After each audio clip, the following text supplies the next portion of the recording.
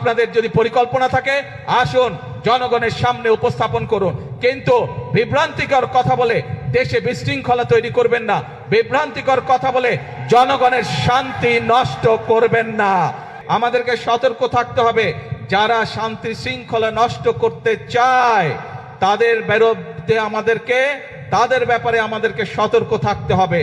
আমরা যদি দেশের সন্তানদের লেখাপড়ার ব্যবস্থা আমাদেরকে তৈরি করতে হয়, সুন্দরভাবে লেখাপড়ার ব্যবস্থা করতে হয়, স্কুল কলেজ সুন্দরভাবে তৈরি করতে হয়, তাহলে শিক্ষকদেরকে যদি ট্রেনিং দিতে হয়, ছাত্রছাত্রীদেরকে যদি নতুন করে বই দিতে হয়, এই সকল ব্যবস্থা যদি করতে হয়, তাহলে আমাদেরকে দেশের আইন শৃঙ্খলা ঠিক রাখতে হবে।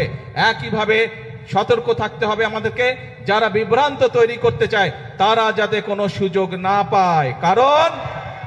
কারণ বিভ্রান্তকারীরা যদি বিভ্রান্ত করার সুযোগ পায়, ক্ষতিগ্রস্ত হবে জনগণ। বিভ্রান্তকারী যারা, তারা তো নিজেদের মতন করে চলে যাবে, তারা তো জনগণের সাথে থাকবে না।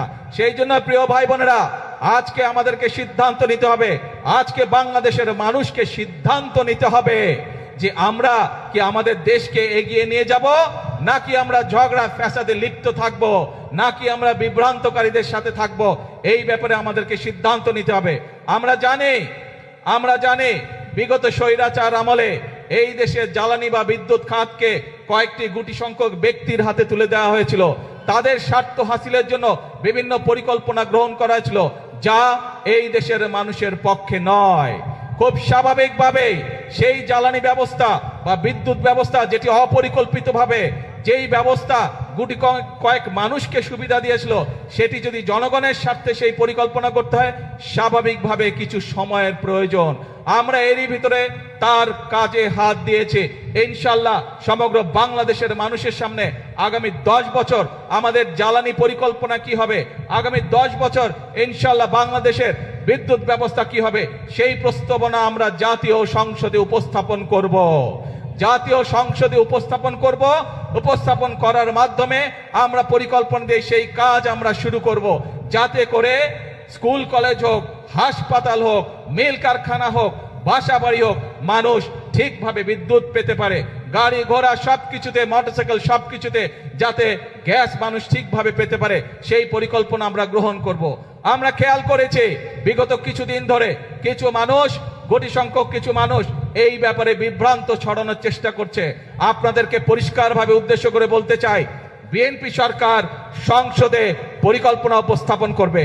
আপনাদের যদি পরিকল্পনা থাকে আসুন জনগণের সামনে উপস্থাপন করুন, কিন্তু বিভ্রান্তিকর কথা বলে দেশে বিশৃঙ্খলা তৈরি করবেন না, বিভ্রান্তিকর কথা বলে জনগণের শান্তি নষ্ট করবেন না, জনগণের শান্তি নষ্ট করবেন না। কারণ 50 বছরের উপরে এই দেশের স্বাধীনতা হয়ে গিয়েছে। এখন জনগণের জন্য কাজ করার সময়, এখন দেশ গঠনের জন্য কাজ করার সময়। পৃথিবীর বহু দেশ আমাদের পরে স্বাধীন হয়েছে, কিন্তু তারা কাজ করার মাধ্যমে, পরিশ্রম করার মাধ্যমে তাদের দেশকে অনেক দূর এগিয়ে নিয়ে গিয়েছে। কাজেই আর পিছনে থাকা যাবে না, আর পিছনে পড়ে থাকা যাবে না। এখন একটি লক্ষ্য, একটি উদ্দেশ্য, জনগণের জীবন মান উন্নত করা, দেশের ভাগ্যের পরিবর্তন করা। প্রিয় ভাই বোনেরা, যেই পরিকল্পনার কথাগুলো এই সংক্ষিপ্ত বক্তব্যে আমি আপনাদের সামনে তুলে ধরেছি, আপনারা কি মনে করেন এই পরিকল্পনাগুলো বাস্তবায়িত করা সম্ভব বলে দেশের জনগণের ভাগ্য এবং দেশের ভাগ্য পরিবর্তন হবে? আপনারা কি মনে করেন? কি ভাই, জনসভার পিছনে যারা আছে, আপনারা কি মনে করেন আমরা সঠিক পরিকল্পনা গ্রহণ করেছি? এই যে শিল্প কারখানা, বিদ্যুৎ, জ্বালানি, ফ্যামিলি কার, কৃষক কার, এই যে পরিকল্পনা গ্রহণ করেছে, এগুলো জনগণের পক্ষে ঠিক আছে? যদি ঠিক আছে ভাই, তাহলে আপনাদের সমর্থন থাকতে হবে। কারণ আমরা সবসময় বলি, আমাদের অর্থাৎ বাংলাদেশ জাতীয়তাবাদী দল বিএনপির সকল ক্ষমতার উৎস হচ্ছে জনগণ। জনগণের সমর্থন থাকলে আমরা প্রত্যেকটি জনগণের স্বার্থে যতগুলি কর্মসূচি, সবগুলো ইনশাআল্লাহ আল্লাহর রহমতে আমরা বাস্তবায়ন করতে সক্ষম হব। আসুন আজকের এই জনসভায় আমরা যেভাবে আজকে দুস্থ মানুষকে সহযোগিতা করে যে সাহায্য দিয়েছি, এই সাহায্য এবং সহযোগিতাকে আমরা পরিবর্তন করতে চাই কর্মসংস্থানের মাধ্যমে। সেটি দেশের ভিতরে হোক, সেটি আমাদের তরুণ সমাজের সদস্যদেরকে বিভিন্ন প্রশিক্ষণের মাধ্যমে বিদেশে প্রেরণ করাই হোক না কেন। অর্থাৎ আমরা চাই প্রত্যেকটি বাংলাদেশের প্রত্যেকটি মানুষ, 20 কোটি মানুষের 40 কোটি হাত, প্রত্যেকটি হাত শ্রমিকের হাতে রূপান্তর করতে চাই আমরা, যাতে করে প্রত্যেকটি মানুষ দেশ গঠনে ভূমিকা রাখতে পারে, যাতে করে প্রত্যেকটি মানুষ নিজের হাতের পরিশ্রমের মাধ্যমে নিজের এবং পরিবারের ভাগ্যের পরিবর্তন করতে চায়। আমরা সেই বাংলাদেশকে গড়ে তুলতে চাই, আমরা সেই বাংলাদেশের জন্য অপেক্ষা করেছি। কিন্তু অপেক্ষা করলে বসে থাকলে চলবে না, আমাদেরকে কাজ করতে হবে, আমাদের ফসলের উৎপাদন বৃদ্ধি করতে হবে, আমাদেরকে মিল কারখানা স্থাপনের মাধ্যমে আমাদেরকে কর্মসংস্থান এবং শিল্পের বিপ্লব আমাদেরকে ঘটাতে হবে।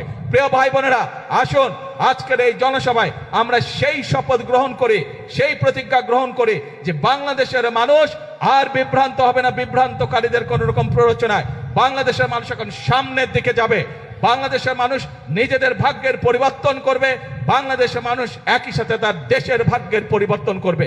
এবং সেই জন্যই আমরা বলি, করব কাজ করব দেশ, সবার আগে করব কাজ করব দেশ, সবার জন্য বাংলাদেশ।